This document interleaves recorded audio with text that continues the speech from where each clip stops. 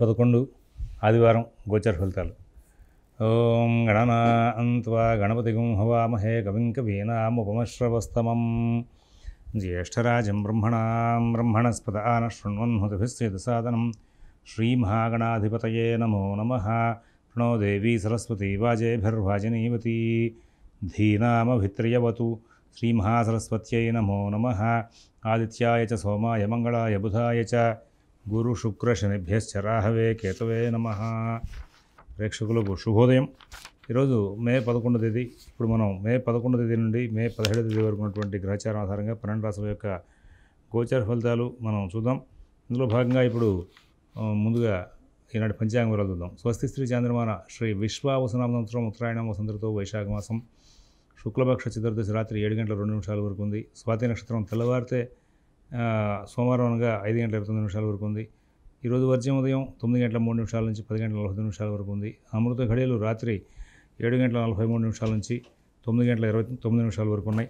అలాగే ఈ రోజున సాయంత్రం 4 గంటల 36 నిమిషాల నుంచి 5 గంటల 26 నిమిషాల వరకు కూడా మరి యొక్క దుర్ముహూర్తం ఉంది.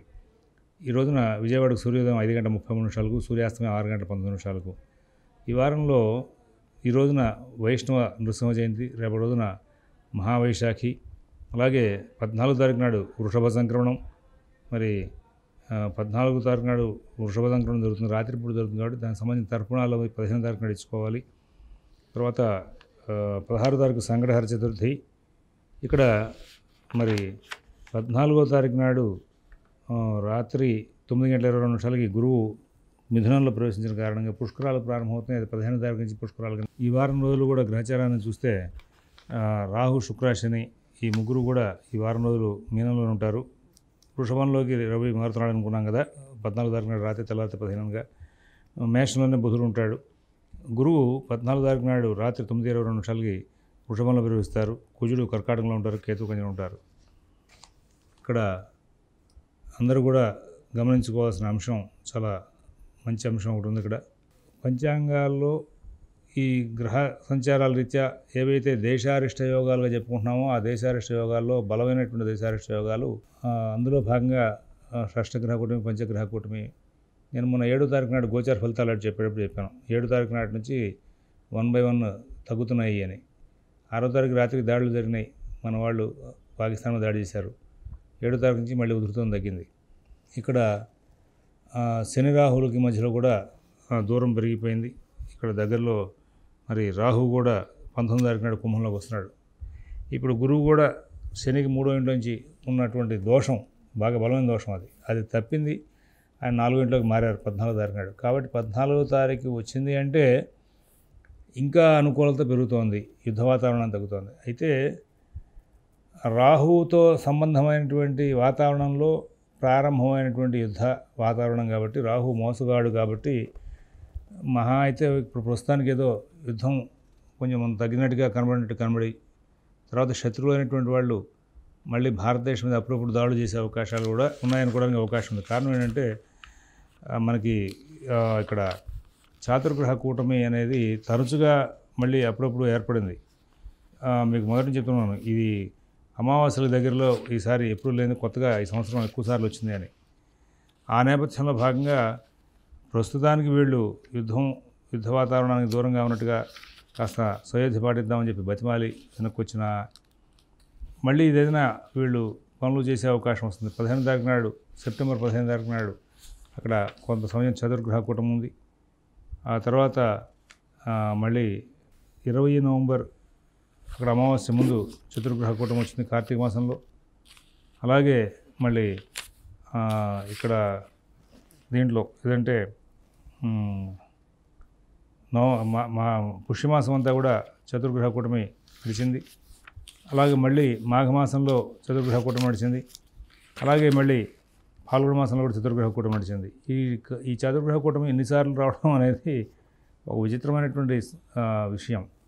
అయితే అండి, ఇక్కడ ప్రధానంగా ఈ సంవత్సరం గురువు 3 రాసుల్లో తిరుగుతున్నటువంటి సంచార దోషం అనేది ఉంది. గురువు 3 రాసుల్లో సంచారం చేస్తున్నటువంటి దోషం మాత్రం ఈ సంవత్సరం అంతా కనబడుతూనే ఉంటుంది, దాని ప్రభావం ఉంటుంది. ఇక మిగతా గ్రహాలతో వస్తున్నటువంటి దోషాలని కూడా రేపు 14వ తారీఖు 19వ తారీఖు నాడుతో సమాప్తి అవుతున్నాయి. కాబట్టి ఇది యుద్ధం అనేది బాగా పెద్ద స్థాయిలో కనబడి వాళ్ళ అవతల శత్రువులు మన భారతదేశాన్ని మళ్ళీ ఏదో స్నేహపూర్వకమైనటువంటి సందేశాలతో సద్దుమణిగి చేసుకుని మోసపూరితమైన కుట్రలు చేసే అవకాశాలుగా ఈ రాహు ఉన్న ప్రభావంగా ఇవన్నీ కూడా కనబడుతున్నాయి అనేది నా అభిప్రాయంగా కనబడుతోంది.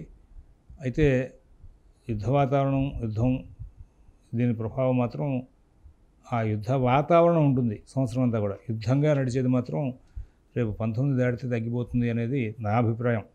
ఎందుకంటే దేశారిష్ట యోగాల ప్రభావం తగ్గిపోయింది కాబట్టి. నేను నా పంచాంగంలో కూడా అంటే ఈ కప్పువంతు వారి పంచాంగం, కప్పువంతు సుబ్రహ్మణ్య స్వామియాజులు అనే పేరుతో ఆ పంచాంగం వస్తూ ఉంటుంది. నా పంచాంగంలో కూడా నేను వీటి వివరాలని ఇచ్చుకుంటూ వచ్చాను అన్ని సూత్రాలతో సహా. ఏవైతే ఆ గ్రహగమనం ద్వారా వచ్చేటువంటి యోగాలు అయితే ఉన్నాయో ఆ యోగాల ప్రభావం తగ్గుతుంది. కాబట్టి యుద్ధ వాతావరణం మాత్రం అట్లా సరిహద్దులో అట్లా ఉంటూనే ఉంటుంది. ఇంకా మధ్య మధ్యలో ముష్కరులు అయితే అవ్వచ్చు, దుష్టులు అయితే దుష్టులు అవ్వచ్చు, దుర్మార్గులు ఎవరో ఒకరు దాడి చేస్తూ ఉండొచ్చు, లేదా ప్రత్యర్థి దేశమే దాడి చేయొచ్చు. కానీ ఇప్పుడు మాత్రం తాత్కాలికంగా సద్దుమణిగే అవకాశాలు కనబడుతున్నాయి. ఇక మనం ఈ వారం రోజులు ఉన్నటువంటి గ్రహచారం రీత్యా గోచర ఫలితాలను చూద్దాం. మేషరాశి.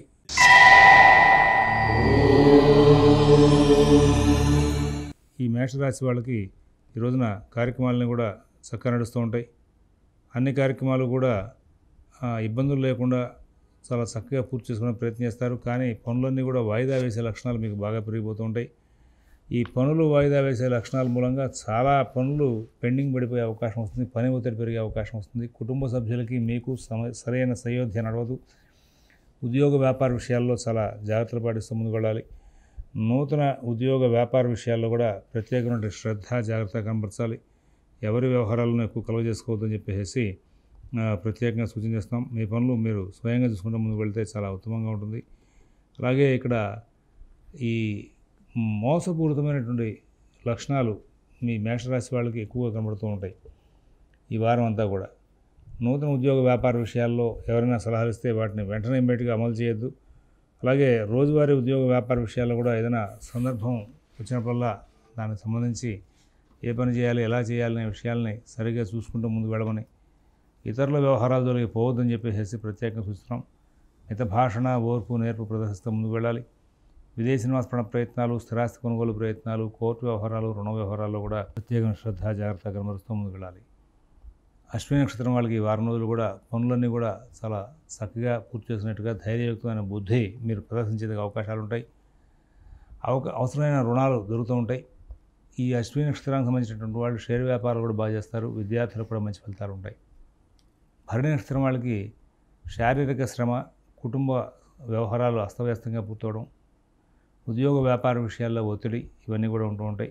కృతిక ఒకటపాదం వాళ్ళకి ఎటువంటి ఇబ్బందులు లేకుండా ప్రశాంతంగా కాలక్షేపం చేస్తూ ముందుకు వెళ్ళే లక్షణాలు గోచరిస్తూ ఉన్నాయి. ఈ మేషరాశి వాళ్ళు పనులు ఇంకా బాగా జరగాలి, సమస్యలు దూరం అవ్వాలి అనుకున్న వాళ్ళు ప్రాతకాలంలో విష్ణు సహస్రనామం పారాయణ చేసి లక్ష్మీ అష్టోత్తరంతో తెల్లటి పుష్పాలతో జగదమ్మను అర్చన చేయండి. ప్రదోషకాలంలో లక్ష్మీ నృసింహ కరావలంబ స్తోత్రం పారాయణ చేసుకోండి. మంచి ఫలితాలు దొరుకుతాయి. వృషభ రాశి.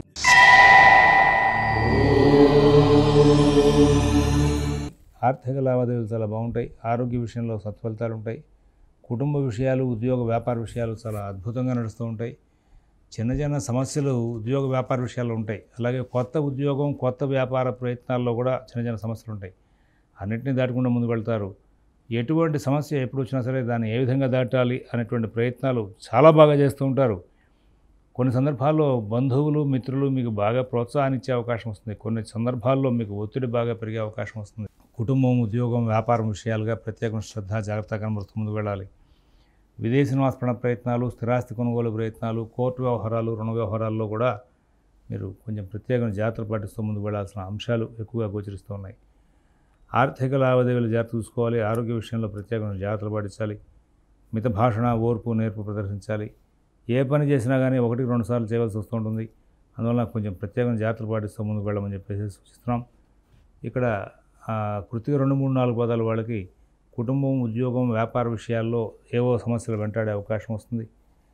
అలాగే రోహిణి నక్షత్రం వాళ్ళకి ఎటువంటి ఇబ్బందులు లేనటువంటి కాలక్షేపం జరుగుతుంది. మృగశిర 1, 2 పదాల వాళ్ళు చాలా చక్కనైనటువంటి విజయాలు సాధిస్తూ ముందుకు వెళ్ళే అవకాశం ఉంది. తర్వాత ఈ రాశి వాళ్ళు ఈ వారం రోజులు కూడా పొద్దునపూట ఆదిత్య హృదయం పారాయణ చేయడం, ప్రదోష కాలంలో లక్ష్మీ నృసింహకరావలంబ స్తోత్రం పారాయణ చేసుకోవడం చాలా ఉత్తమమైన పని అని చెప్పేసి. మిథున రాశి.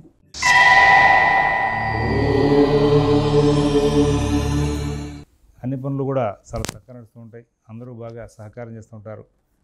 ఎటువంటి ఇబ్బందులు లేనటువంటి జీవితాన్ని గడిపే అవకాశం వస్తుంది. చాలా ఉత్తమమైనటువంటి ఫలితాలు ఉంటాయి. 14వ తారీఖు నాటి నుంచి గురువు జన్మంలోకి వచ్చాక ఇంకా అనుకూల స్థితి పెరుగుతుంది. నూతన ఉద్యోగ వ్యాపార విషయాలు, ఆర్థిక ఆరోగ్య విషయాల్లో కూడా చాలా మంచి పరిణామాలు చోటు చేసుకునే అవకాశం వస్తుంది. మిత భాషణ, ఓర్పు, నేర్పు ప్రదర్శిస్తూ ముందుకు వెళ్ళే ప్రయత్నాలు చేస్తారు. తద్వారా విజయాలు ఎక్కువ సాధిస్తారు. అందరి దగ్గర గౌరవ మర్యాదలు బాగా పొందే అవకాశం వస్తుంది. మంచి జీవితం గడుపుతూ మంచి ఫలితాలు తీసుకుంటూ సుఖంగా శాంతంగా కాలక్షేపం చేసే అవకాశం వస్తుంది. తర్వాత మరి ఆర్థిక లావాదేవీలు చాలా బాగుంటాయి. ఆరోగ్య విషయంలో సత్ఫలితాలు ఉంటాయి. మీరు చాలా చక్కటి ప్రయత్నాలు చేస్తూ ఈ వారం రోజులు కూడా మంచి కాలక్షేపం చేయాలనే ప్రయత్నంలో ఎక్కువగా కృషి చేస్తారు. ఈ కృషి మీకు బాగా లాభిస్తుంది. రవి 12వ ఇంట్లో సంచారం ప్రారంభిస్తున్నాడు. కాబట్టి కొంచెం ప్రత్యేకంగా జాగ్రత్తలు పాటిస్తూ ముందుకు వెళ్ళాల్సిన అవసరాలు కూడా ఉన్నాయని చెప్పి చూస్తున్నాం. ఇక్కడి నుంచి రాబోయే కొద్ది రోజుల పాటు రవి వ్యయంలోనూ జన్మంలో సంచారం చేస్తూ మధ్య మధ్యలో చిన్న చిన్న ఆటంకాలు కూడా ఇచ్చే అవకాశం వస్తుంది.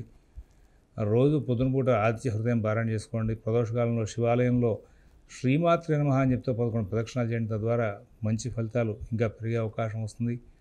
ఉత్తమమైనటువంటి ఆలోచనలు చేసే అవకాశం కూడా వస్తుంది. నూతన ఉద్యోగ వ్యాపార విషయాలు, ఆర్థిక ఆరోగ్య విషయాలు జాగ్రత్త చూసుకోవాలి. విదేశ నివాస ప్రయత్నాలు, స్థిరాస్తి కొనుగోలు ప్రయత్నాలు, కోర్టు వ్యవహారాలు, రుణ వ్యవహారాలు కూడా ప్రత్యేక శ్రద్ధ జాగ్రత్త కనబరిచి తగు జాగ్రత్తలు తీసుకుని ఇంకా విశేషమైన ఫలితాలు పొందుతూ ముందుకు వెళ్ళే అవకాశం వస్తుంది.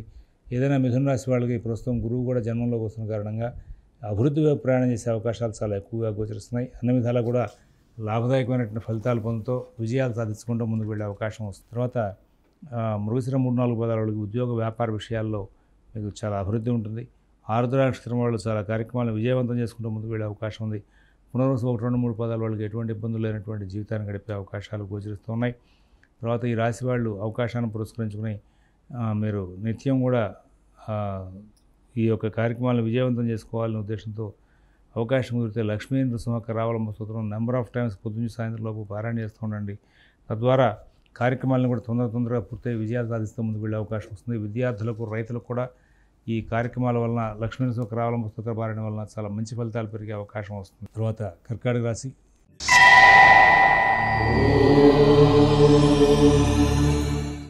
కర్కాటక రాశి వాళ్ళకి 14వ తారీఖు నుంచి గురువు వ్యయంలోకి వస్తున్నారు. గురువులు వ్యయంలోకి రాగానే జనరల్గా మీరు ఎక్కడ ఏ గోచార ఫలితాలకు సంబంధించినటువంటి యూట్యూబ్లో ఛానల్ ఆన్ చేసినా అయిపోయింది. మీరు వ్యయంలో గురువు వచ్చాడు, ఈ సంవత్సరం అంతా మీకు నాశనం, ఇట్లాంటివని చెప్తూ ఉంటారు. నమ్మద్దు. మీ పర్సనల్ జాతకాలు మీ సిద్ధాంతాలు చూపించుకొని, మీ పర్సనల్ జాతక రీత్యా దశలు అంతర్దశలు చూపించుకొని, అష్టవర్గ చక్రం ప్రకారంగా ఆ గురువు యొక్క సంచార ప్రభావాలు మీ మీద ఏ విధంగా చూపిస్తున్నాయి అనే అంశాన్ని కూడా ప్రస్తావన చేసుకుని తద్వారా మీరు ముందుకు వెళ్ళండి. ఇంకా కావాలంటే చిన్న మాట కూడా చెప్తా, తేలికపాటి ప్రయత్నాలు మనం ఈ ఛానల్లో జ్యోతిష బాల శిక్ష, ముహూర్త బాల శిక్ష అని చెప్పి శాస్త్రం మొత్తం అంతా కూడా ఓపెన్ చేసి చక్కగా పాఠం చెప్తున్నాం. అందులో అష్టవర్గ సిస్టమ్ గురించి స్టడీ చేసుకోండి, మీరే స్వయంగా చూసుకోండి. చాలా సత్ఫలితాలు ఎలా ఏం చేస్తే వస్తున్నాయి, జాతకంలో ఎట్లా ఉంది అని కూడా తెలుస్తుంది. జాతకంలో యోగాలు బాగుండగా గోచారంలో గురువు వ్యయంలో ఉంటే ఇబ్బంది వస్తుంది, కానీ జాతకంలో యోగాలు బాగున్నప్పుడు గురువు వ్యయంలో ఉన్నా కానీ ఇబ్బంది రాదు. కాబట్టి అందరికీ ఒకటే పాఠం చెప్పడం మంచిది కాదు. వాళ్ళ సమాజంలో అట్లా నడుస్తుంది, అది చెప్పి భయపడుతున్నారు. మీరు భయపడవలసిన అవసరం లేదు. అన్ని విధాలు కూడా మంచి ఫలితాలు వస్తాయి. ఆర్థిక లావాదేవీలు, కుటుంబ విషయాలు, ఉద్యోగ వ్యాపార విషయాల్లో చాలా జాగ్రత్తలు పాటిస్తూ ముందుకు వెళ్ళే అవకాశాలు కూడా గోచరిస్తున్నాయి. ఆ తర్వాత ఈ కర్కాటక రాశిలో ఉన్నటువంటి మరి పునర్వసు 4వ పాదం వాళ్ళకి ఉద్యోగ వ్యాపార విషయాల్లో ఒత్తిడి పెరుగుతుంది. తర్వాత పుష్యమి నక్షత్రం వాళ్ళకి ప్రస్తుతం ఎటువంటి ఇబ్బందులు లేకుండా కాలక్షేపం జరుగుతుంది. ఆశ్లేష నక్షత్రం వాళ్ళు ఎన్నో కార్యక్రమాలు తెలివితేటలతో పూర్తి చేసుకుంటూ ముందుకు వెళ్ళే అవకాశం వస్తుంది. ఇక ఈ కర్కాటక రాశి వాళ్ళకి ఈ వారం రోజులు కూడా జన్మ కుజుడు ఆ గురువు వ్యయంలోకి వస్తున్న సందర్భం, వీటి మూలంగా కొంచెం ఒత్తిడి ఉన్నప్పటికీ కూడా అధిగమించి ముందుకు వెళ్ళి మంచి ఫలితాలు పొందే అవకాశం వస్తుంది. ఆర్థిక లావాదేవీలు అనుకున్న రీతిగా సాగవు, ఒత్తిడికి దగ్గరవుతారు. అన్ని పనులు కూడా తగు జాగ్రత్తగా చేసుకుంటూ ముందుకు వెళ్ళే ప్రయత్నాల్లో మీరు కొంచెం ఇబ్బంది పడే అవకాశం వస్తుంది. ఆ తర్వాత మీకు సంబంధించిన ప్రతి పనిని కూడా మీరు స్వయంగా చూసుకుంటూ ముందుకు వెళ్తే చాలా ఉత్తమమైన ఫలితాలు వస్తాయి. ఈ రాశి వాళ్ళు ఈ వారం రోజులు కూడా శివారాధన బాగా చేస్తూ ఉండండి. ఇక్కడి నుంచి దక్షిణామూర్తి స్తోత్రం రోజు పారాయణ చేసుకోండి. ప్రశాంత చిత్తంతో కార్యక్రమాలన్నింటినీ కూడా చాలా చక్కగా స్నానం చేసుకుంటూ ముందుకు వెళ్ళే అవకాశం వస్తుంది. ఆ తదుపరి ఈ రాశి వాళ్ళు ఈ వారం రోజులు కూడా అవకాశాన్ని పురస్కరించుకుని గోపూజ నిత్యం చేయడం ప్రారంభించి ఇక్కడి నుంచి కొన్నాళ్ళ పాటు ఆపకుండా నిత్యం ఎక్కడుంటే అక్కడ గోవుకి కనీసం నమస్కారం చేస్తూ ఉండండి. తద్వారా చాలా మంచి మార్పులు చూసే అవకాశం వస్తుంది. సింహరాశి.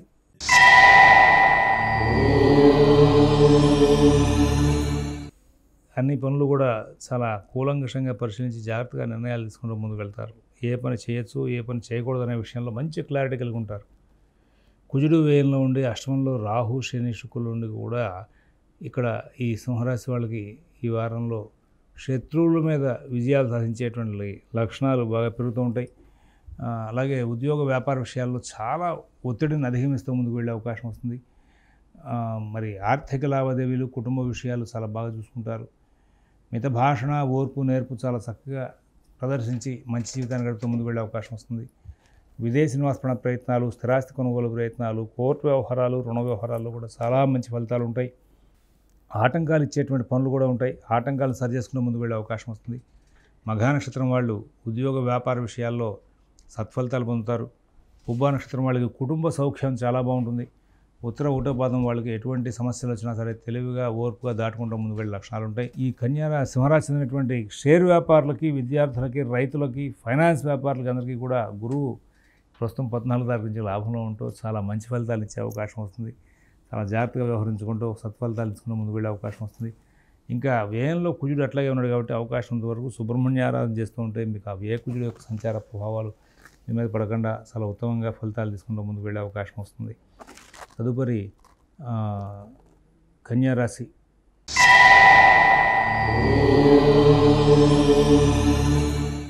ఈ కన్యారాశి వాళ్ళు మీరు కూడా ఒక చిన్న మాట ఏంటంటే చాలా కాలంగా రాహుగతులు బాలేదు, కొంచెం ఇబ్బందికరమైనటువంటి గ్రహచారం నడుస్తుంది. ఇక్కడ జాతక సంబంధమైన పాఠాలు కొన్ని చెప్పడానికి కొన్ని గ్రంథాలను పాఠం చెప్పుకుంటూ వస్తాం. అందులో భాగంగా గ్రహచారంలో సప్తమంలో శని, దశమంలో గురువు కూడా అనుకూలం తక్కువ. అయితే 19 తారీఖు నుంచి రాహుకేతులు మారుతున్నారు. కొన్ని ముఖ్యమైన అంశాల్లో ఏవో తెలియని ఆటంకాలు వచ్చే అవకాశం వస్తుంది. జాతకరీత్యా కన్యారాశి వాళ్ళకి యోగం బాగుంది అంటే కనుక ఎటువంటి సమస్య లేకుండా కాలక్షేపం జరిగే అవకాశం వస్తుంది.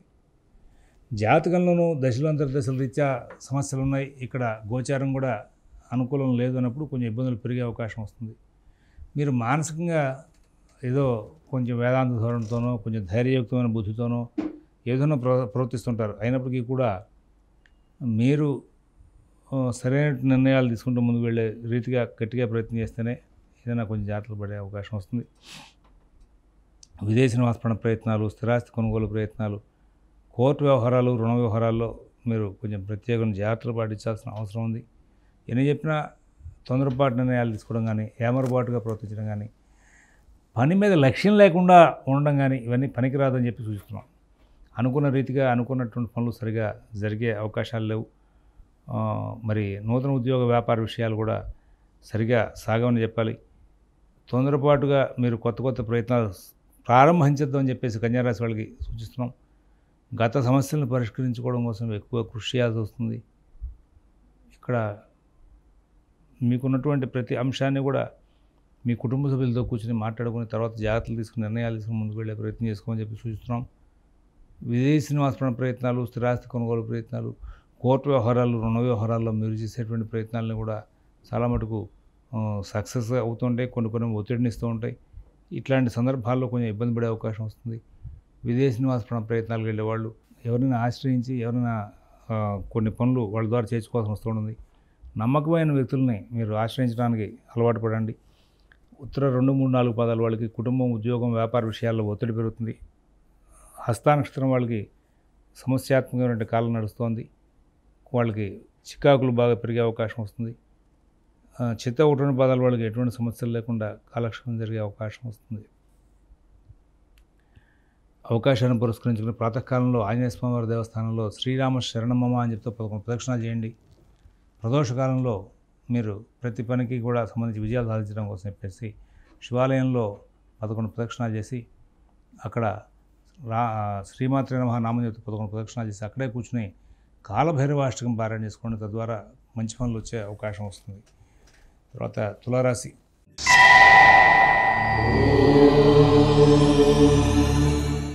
చాలా మంచి మార్పులు, ప్రధానంగా గురువు భాగ్యంలోకి వస్తున్నాడు.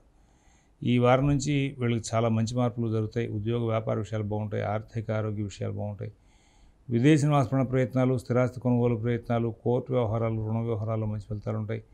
ఆర్థిక లావాదేవీలను కూడా బాగా జరుగుతుంటాయి. నూతన ఉద్యోగ వ్యాపార విషయాల్లో మంచి ఫలితాలు ఉంటాయి. మిత భాషణ, ఓర్పు, నేర్పు ప్రదర్శిస్తూ కార్యక్రమాలను కూడా విజయం వైపు నడిపిస్తూ చాలా చక్కటి లాభాలు తీసుకుంటూ ముందుకు వెళ్ళే అవకాశం వస్తుంది. కుటుంబం, ఉద్యోగం, వ్యాపారం విషయంలో మీరు పొందేటువంటి లాభాలు మీ భవిష్యత్తుకి శ్రీకారం అవుతాయి. ప్రస్తుతం షష్ఠంలో శని, అలాగే రేపు 19వ తారీఖు పంచమంలోకి రాహు మారబోతున్నాడు. భాగ్యంలో గురువు వస్తున్నాడు ఈ 14వ తారీఖు నుంచి. కాబట్టి ఇంతకన్నా గ్రహచారంలో అనుకూలత అనేది సహజంగా ఎవరు ఎస్టిమేట్ చేయకూడదు. మంచి గ్రహాలు అనుకూలమైనటువంటి స్థితిలో సంచారం చేయబోతూ మీకు చాలా లాభాలు ఇచ్చే అవకాశం ఉంది. ఉద్యోగ వ్యాపార విషయాల మీద ప్రధానంగా దృష్టి కేంద్రీకరణ చేసి అభివృద్ధి వైపు ప్రయాణం చేయండి. పాత సమస్యలు ఏవైతే ఉంటే వాటిని సరిచేసుకుంటూ ముందుకు వెళ్ళే దిశగా కూడా ప్రయాణం చేయండి. గురువుల్ని, పూజ్యుల్ని కలవడం, మీ భవిష్యత్ కార్యాచరణ గురించి చర్చించడం జరుగుతుంది. బంధుమిత్రుల యొక్క రాకపోకల్లో కూడా మీకు లాభించేటువంటి అంశాలు చాలా ఉంటాయి. నూతన ఉద్యోగ వ్యాపార విషయాల్లో లాభాలు ఉంటాయి. విదేశీ నివాసపరణ ప్రయత్నాల్లో, స్థిరాస్తి కొనుగోలు ప్రయత్నాల్లో, కోర్టు వ్యవహారాలు, రుణ వ్యవహారాలు కూడా చాలా మంచి ఫలితాలు ఉంటాయి. ఎక్కడ ఇబ్బందులు లేనటువంటి మంచి జీవితం గడుపుతారు. మంచి ఫలితాలు పొందుతూ సుఖంగా, శాంతంగా కాలక్షేపం చేసే అవకాశాలు గోచరిస్తున్నాయి. ఈ రాశిలో ఉన్నటువంటి చిత్త 3-4 పదాల వాళ్ళకి ఉద్యోగ వ్యాపార విషయాలలో అనుకూలత ఉంటుంది. తర్వాత విశాఖ నక్షత్రం 1-3 పదాల వాళ్ళకి చాలా లాభాలు జరుగుతాయి. తర్వాత స్వాతి నక్షత్రం వాళ్ళు ఈ వారం రోజులు కూడా కొత్త ప్రయత్నాలు, కొత్త వ్యవహారాల్లో పోయే అవకాశం ఉంది. ఇక్కడ ఈ రాశికి చెందినటువంటి వాళ్ళందరికీ మరి ముఖ్యంగా మీరు అన్ని కార్యక్రమాలని స్వయంగా కూలంకషంగా పరిశీలించుకుంటూ ముందుకు వెళ్ళాల్సిన అవసరాలు ఎక్కువగా గోచరిస్తున్నాయి. ఇతరుల మీద ఆధారపడిన పనులు పాడే అవకాశం వస్తుంది. కాబట్టి ఇతరుల మీద ఆధారపడదని సూచిస్తున్నాం. చిత్త 3-4 పదాల వాళ్ళకి ఉద్యోగ వ్యాపార విషయాల్లో ఒత్తిడి ఉన్నప్పటికీ కూడా తెలివిగా సరి చేసుకునే అవకాశం వస్తుంది. స్వాతి నక్షత్రం వాళ్ళకి ఎటువంటి ఇబ్బందులు లేనటువంటి జీవితాన్ని గడుపుతారు. విశాఖ 1-3 పదాల వాళ్ళు చాలా చక్కటి ఫలితాలు తీసుకుంటూ ఆనందంగా కాలక్షేపం చేస్తూ ముందుకు వెళ్ళే అవకాశం ఉంది.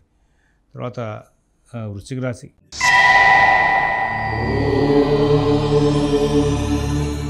కార్యక్రమాలను కూడా విజయవంతం అవుతాయి. ఉద్యోగ వ్యాపార విషయాల్లో సత్ఫలితాలు ఉంటాయి. ఆర్థిక ఆరోగ్య విషయాల్లో సత్ఫలితాలు ఉంటాయి. విదేశీ నివాసపరణ ప్రయత్నాలు, స్థిరాస్తి కొనుగోలు ప్రయత్నాలు, కోర్టు వ్యవహారాలు, రుణ వ్యవహారాల్లో కూడా మంచి ఫలితాలు ఉంటాయి. అందరూ బాగా సహకారం చేస్తారు. అన్ని కార్యక్రమాలను కూడా చాలా చక్కగా సానుకూలంగా మరల్చుకుంటూ ముందుకు వెళ్ళే అవకాశం వస్తుంది.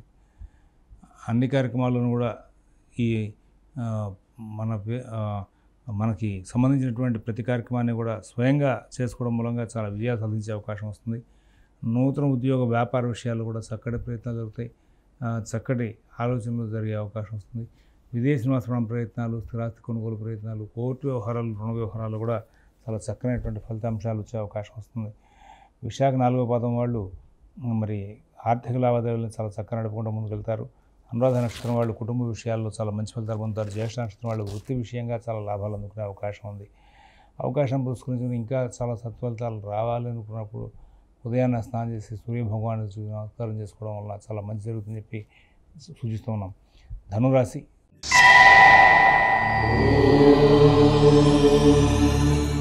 చాలా విచిత్రమైనటువంటి సమస్యలన్నీ కూడా వెంటాడుతూ ఉంటాయి.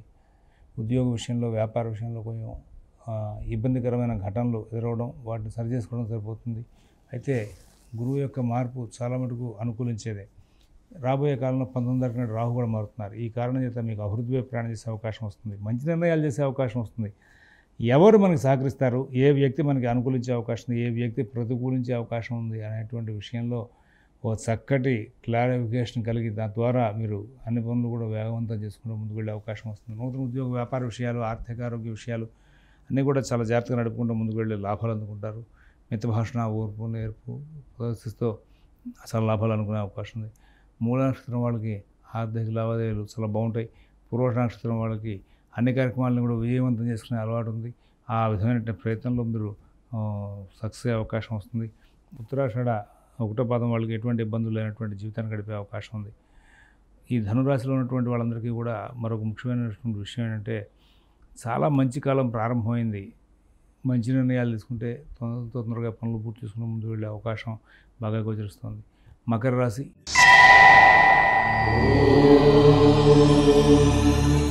ఈ మకర రాశి వాళ్ళు ఈ రోజున నేను ఈ పని చేశాను, ఈ పని చేయలేదు అనేటువంటి భావన లేకుండా ప్రతి విషయాన్ని కూడా మీకు సంబంధించిన ప్రతి పనిని కూడా ఓర్పుగా వెంబడిస్తూ ముందుకు వెళ్ళమని చెప్పి సూచిస్తున్నాం.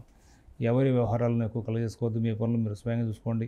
కుటుంబం, ఉద్యోగం, వ్యాపార విషయాల్లో ప్రోగ్రెస్ చాలా బాగుంటుంది. ఆర్థిక లావాదేవీలు బాగుంటాయి.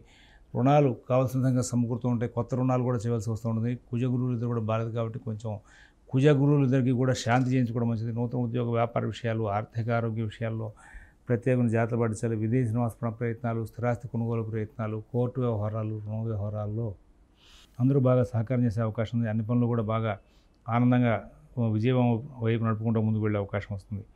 ఉత్తరాషాఢ 2, 3, 4 పదాల వాళ్ళకి ఎటువంటి సమస్యలు లేనటువంటి కాలక్షేపం జరుగుతుంది. శ్రవణ నక్షత్రం వాళ్ళు చాలా అద్భుతమైన ప్రణాళికలు చేసి విజయాలు సాధిస్తారు. ధనిష్ట 1 పదాల వాళ్ళకి ఆర్థిక లావాదేవీలు, కుటుంబ విషయాలు, నూతన ఉద్యోగ వ్యాపార విషయాలు సత్ఫలితాలు ఉంటాయి. తర్వాత ఈ మకర రాశి వాళ్ళు ఏదైనా ఇంకా సత్ఫలితాలు పెంచుకోవాలనే ఉద్దేశం ఉన్నవాళ్ళు చక్కగా ఈ వారం రోజులు కూడా సుబ్రహ్మణ్య ఆరాధన తరచుగా చేస్తూ ఉండమని చెప్పి సూచిస్తున్నాం. కుంభరాశి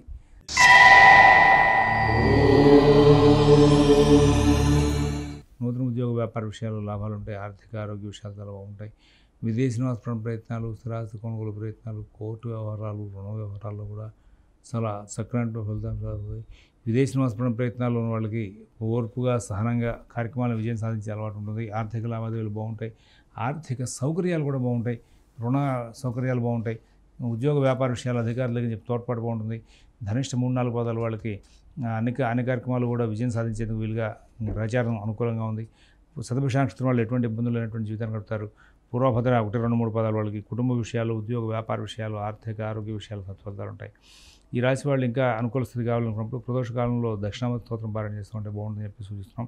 మీన రాశి